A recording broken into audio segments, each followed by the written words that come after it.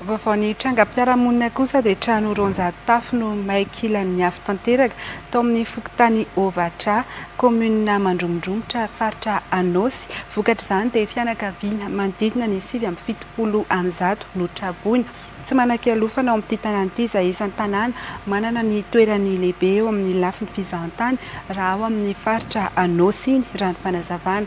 Manomboka amin'ny fanarenana ireo vahoaka ao an-toerana miampy ny tolo-tanana avy amin'ny solon-tena mpanjakana any an-toerana ankehitriny.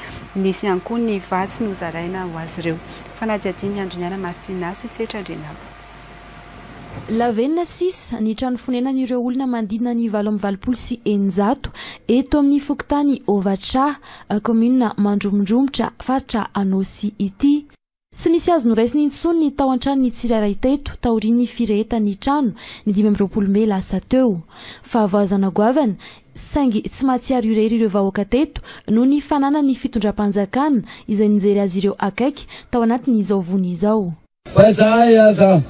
Anisan'ny tena mizaly. Raha finanana ny madame gouvernora, na dia lamba sinikina aza, na dia sihoa sakana aza, na dia ny zavatra rehetra zay kozakoza zay mena eto. Dia anisan'ny mahampelom-bola anay satria mbo manaray aman-dreny zay manankanakamo. Arak'izany, fianakaviana miisa 770 eo izy ireo no mipetraka amin'ny trano laheto, mandra-pavita ny fanarenana tsikelikely ny trano fonenan'ireo fianakaviana.